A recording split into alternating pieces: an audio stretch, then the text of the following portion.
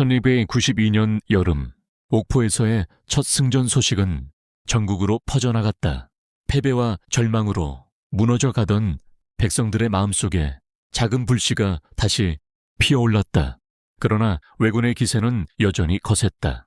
육지의 성들은 무너지고 길 위에 피난, 행렬은 끊이지 않았다. 한양은 이미 함락되었고 조정은 무너졌다. 하지만 바다만은 달랐다. 바다에서는 아직 조선의 깃발이 휘날리고 있었다. 이순신은 단 한순간도 안주하지 않았다. 옥포 승리 후에도 그는 병사들을 혹독하게 훈련시키고 무기와 군량을 점검하며 다음 싸움을 준비했다. 그가 기다리던 비밀의 무기 또한 마침내 완성되었다. 그것은 조선이 수십 년 동안 구상해온 철갑의 전선, 바로 거북선이었다. 배의 선두에는 용머리가 달려 있었고 그 입에서는 화포가 불을 뿜을 수 있었다.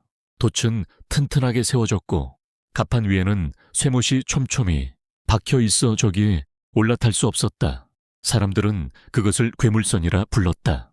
왜군에게는 아직 알려지지 않은 조선의 비밀 병기였다. 이순은 그 거대한 배를 처음 보았을 때 숨을 삼켰다.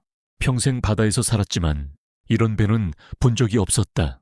마치 바다 위의 괴수처럼 무겁고 위압적인 모습.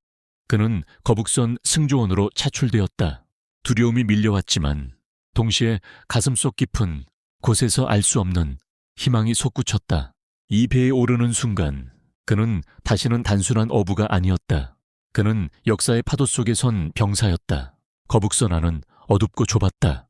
그러나 그 속에서 병사들은 서로 눈빛을 주고받으며 결의를 다졌다. 북이 울리면 노가 움직이고 화포가 장전되면 긴장된 침묵이 흐른다. 그 공간 속에서 이순은 두려움과 결심을 동시에 느꼈다. 사천 앞바다, 왜군의 배들이 정박해 있었다. 그들은 조선 수군이 감히 다가오지 못하리라 방심한 듯 배 위에서 술을 마시고 있었다. 그러나 이순신은 이미 결단을 내렸다. 오늘 바다의 철갑의 용을 풀어라. 북이 울리고 조선에 병선들이 출항했다.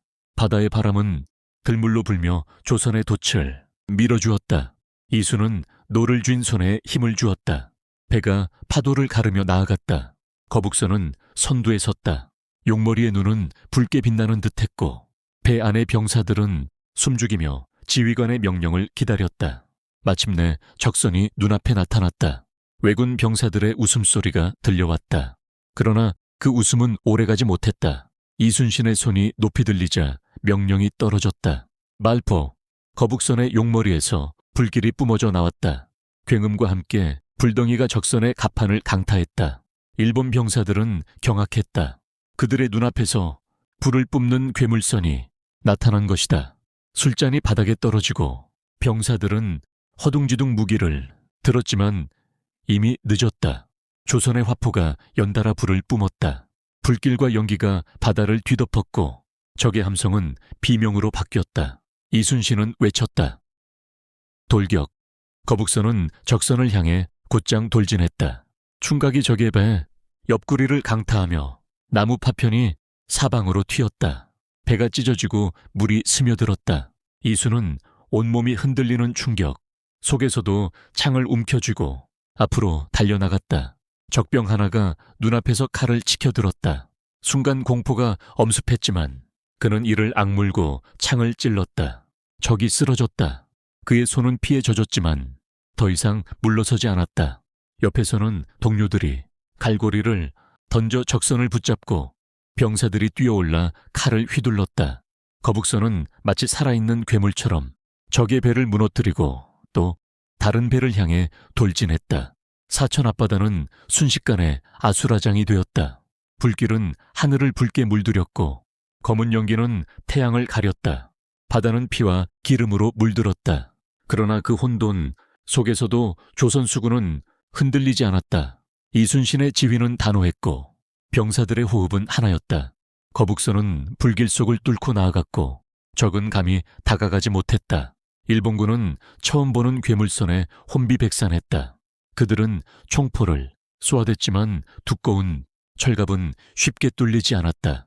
병사들의 얼굴에는 두려움이 번졌고 조선의 함성은 더욱 커졌다.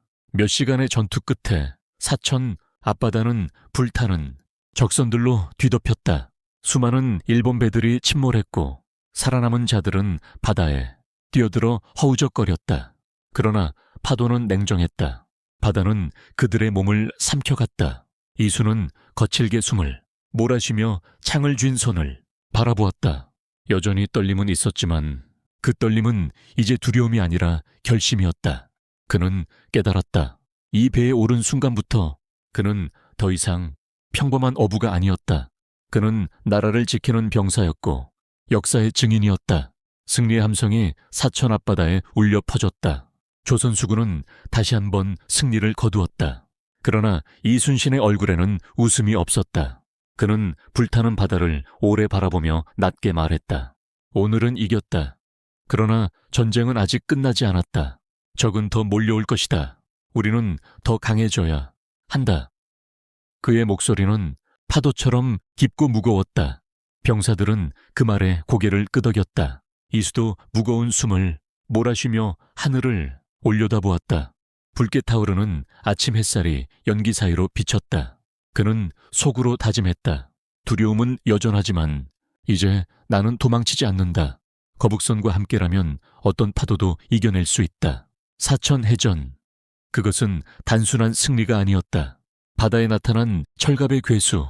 거북선은 왜군에게 공포를 심어주었고 백성들에게는 희망을 심어주었다. 이수와 같은 이름 없는 병사들이 흘린 피와 눈물이 모여 역사를 바꾸고 있었다. 1592년 조선의 바다는 결코 무너지지 않았다. 그리고 이순신과 그의 병사들은 끝까지 싸울 준비가 되어 있었다.